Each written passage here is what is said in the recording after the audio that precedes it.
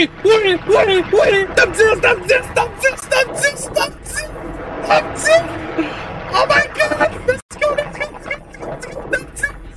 Oh my god, fuck, Trapédie hype dans le chat le plus possible, je suis top 10 mondial au Sun4. Oh my god, oh my god, oh my god, je sais que c'est malade. Salut tout le monde, ici Gab pour Gably Let's Play. Yes, donc aujourd'hui on est sur un tube, puis on reçoit le 10e mondial du Resident Evil 2 sur 64. Mesdames et messieurs, Skull Kid. Salut Skull Kid, comment tu vas?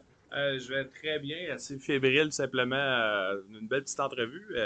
Très très hâte tout simplement de répondre à les questions, tout simplement. Très très hâte. Oui, nous aussi d'ailleurs, on a hâte de te les poser, nos questions. Donc, première question, mon cher, qui était Skull Kid avant de tomber dans le monde de Twitch? Tout simplement un garçon ordinaire, toujours passionné, on va dire, un bon vieux geek comme on dit. Donc quelqu'un qui a tout le temps été passionné par le rétro gaming. J'ai commencé tout simplement, on va dire, avec Twitch. Parce que je suivais le jeu C'est sérieux de base sur YouTube qui ont migré vers Twitch. Donc j'ai découvert la plateforme à ce moment-là. Ça faisait très longtemps que mes amis me parlaient de speedrun et autres, on va dire en direct. Moi je me disais, voyons donc, j'irai voir quelqu'un, on va dire, jouer un jeu que je pourrais faire par moi-même. Puis un jour justement, le jeu C'est sérieux m'a un peu attiré avec leur formule, tout simplement, on va dire, de collectionner, de jouer à des jeux rétro. Puis par la suite, tout simplement, bien, il y a Ace Gamer Sam, qui est quelqu'un que j'aime vraiment beaucoup, qui fait du 64 sur sa chaîne, qui a fait le challenge N pour tous les jeux de 64 tout simplement sur son channel Twitch. Lui m'a fortement inspiré tout simplement à commencer à faire du rétro sur la plateforme.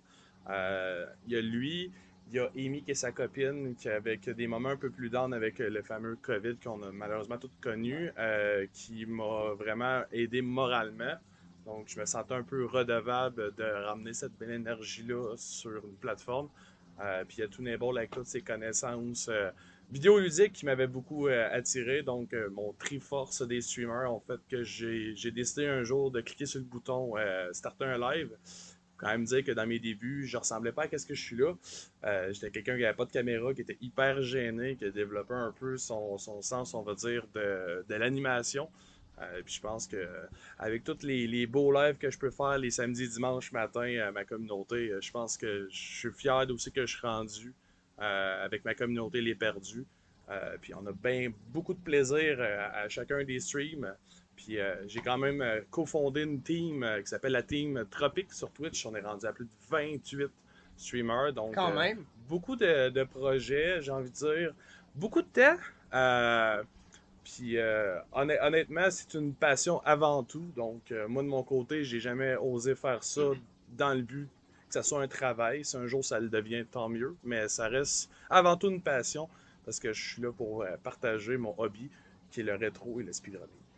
En parlant de Triforce de Gamer, t'as mis ton chandail Triforce? Oui, exactement. Ben, tout simplement parce que Skull Kid 64 fait bien sûr référence à The Legend of Zelda. Un des jeux qui m'a le plus marqué de ma vie, c'est Zelda Majora's Mask, qui est d'ailleurs un jeu auquel je speedrun énormément ces temps-ci. Si ma run est acceptée, je devrais être 111e mondial Glitchless Any Person. On est rendu avec 3h49 minutes. Donc, quand même un temps qui n'est pas dégueulasse, un temps qui est vraiment à considérer, qui m'a pris beaucoup de temps à me rendre là. Mais ça reste. Je suis un grand fan de Zelda, mais de plus, je suis un fan de Resident Evil énormément, comme on a pu entendre tantôt. 10e mondial sur 64, ça a été quand même beaucoup de travail. Beaucoup de speedrunners m'ont aidé à me rendre à ce stade-là. Il faut savoir que sur Nintendo 64, c'est beaucoup plus lent que sur PC ou sur PlayStation. Fait qu'il y a beaucoup de monde qui n'ose pas le speedrunner parce que les tricks de Resident Evil, souvent, sont un peu plus permissifs avec les autres plateformes. La 64, c'est pas pantoute permissif. Donc, quand même assez impressionnant. Sinon, ben, il reste les Metroidvania de ce monde que j'aime vraiment beaucoup. Donc, pas mal vers quoi que je m'enligne en général sur mes lives. Quand même, quand même. On va y aller avec la deuxième. Oui. D'où est venue l'idée du pseudo Skull Kid, autrement dit l'enfant squelette? Ben, un peu comme que j'ai expliqué, c'est que Zelda Majora's Mask, c'est un curse pour moi, ce jeu-là. C'est un jeu qui m'a horrifié quand j'étais jeune. Un peu comme Resident Evil. C'est des jeux que, quand j'étais plus jeune, j'ai vu qui m'ont traumatisé. Puis j'ai voulu un peu combattre cette peur-là en les battant plus tard. Et une fois que j'ai, on va dire, analysé le jeu, Skull Kid est un des personnages les secondaires les plus, je trouve, développés, puis en même temps mis de côté dans la saga de Zelda. Simplement parce que si vous avez lu les BD, eh bien c'est un personnage parce que les Skull Kids sont des imps, sont des enfants perdus dans le bois, qui ont été maudits par. Il y a l'arbre, le Deku Tree, mais il y a son opposé qui est méchant. C'est lui qui curse les enfants perdus. Puis lui, il voulait juste retrouver son humanité, dans le fond, en portant un masque. Donc, la quête secondaire de Zelda Ocarina of Time, auquel que vous trouvez des masques, ben lui, il va vous demander celui-là de squelette. Ça lui redonne une identité, parce qu'ils se ressemblent tous les imps. La grosse nuance à savoir, c'est que par la suite, dans la BD, ça explique, c'est que tous les imps veulent se ressembler, donc ils se sont mis à le limiter.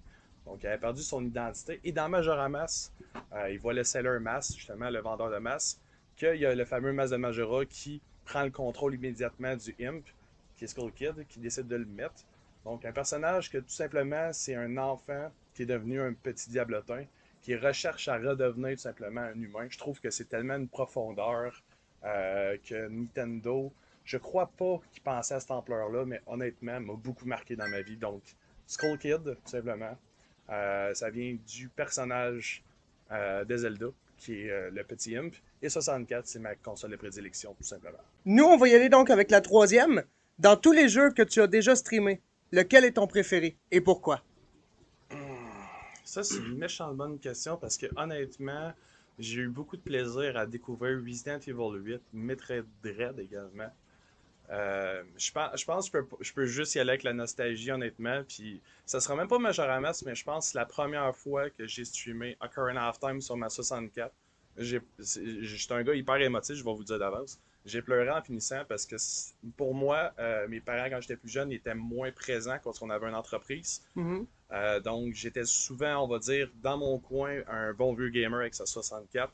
Donc, quand j'ai réalisé que j'avais enfin l'opportunité de streamer de ma console, de ma jeunesse, un des jeux qui a plus bercé mon enfance, dû au fait que j'avais pas peur comparément à Majora Mask, ben, Ocarina of Time, honnêtement, a été le premier jeu sur Twitch que j'étais comme, je sais enfin qu'est-ce que je veux faire, plutôt que dans mes débuts auxquels j'allais, on va dire, dans du Overwatch et plein d'autres choses. OK. C'est là qu'on dirait que ça a fait la tournure de c'est beau, je fais du rétro. Fait que je pense que Ocarina of Time a été mon préféré, ouais. Current Half Time, parfait. Ouais.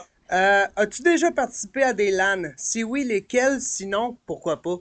J'ai jamais participé à des LAN. J'ai déjà été en présentiel au LAN ETS, mais sans amener aucun matériel. Faut savoir que pour aller à un LAN, il faut quand même avoir un bon matériel audio. Là, je parle, mettons, des settings d'un micro, parce que le bruit ambiant, il est très dérangeant, honnêtement.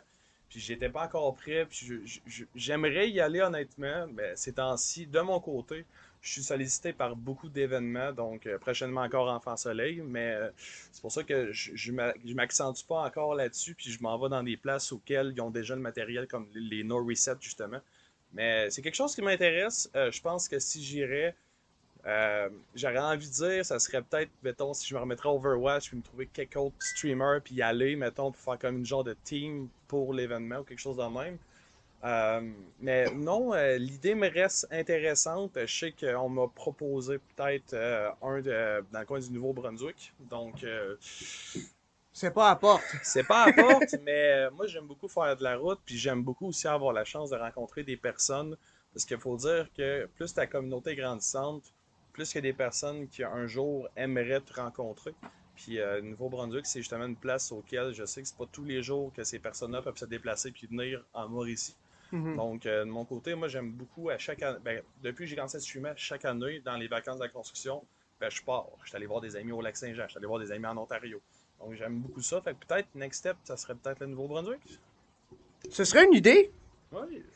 Donc, notre avant-dernière, ben en fait, notre dernière comme c'est là, comment on se sent d'être sacré 10e champion du monde de speedrun sur Resident Evil 2, Nintendo 64 et quelle a été ta réaction en le sachant? Honnêtement, j'ai crié quasiment au meurtre. Mon micro, c'était mon ancien micro, il saturait parce qu'il n'était pas capable d'accepter que j'ai autant fort au niveau du bruit. Mais non, j'ai beaucoup travaillé, puis je dois avouer que j'avais une grosse dose d'adrénaline, puis le chat était en feu au moment que je suis tombé 10e mondial. Il y a beaucoup de monde qui disait genre j'étais là. Fait que genre je pense que honnêtement, pour avoir vécu au moins une fois dans ma vie un palmarès sur speedrun.com, peu importe le nombre de personnes qu'il y a, c'est surtout les chiffres au niveau du temps. Je suis vraiment très près du premier mondial. On parle de même pas 4 minutes à peu près là. Donc, je pense pour tous les efforts que j'ai mis, ça a été une bonne dose d'adrénaline. Puis, shout-out à mon chum de gars, Undead Matt, qui m'a beaucoup coaché. Puis, je vais continuer à dire, c'est un jeu de pisse. Donc, merci beaucoup, Skull Kid. Ça fait plaisir.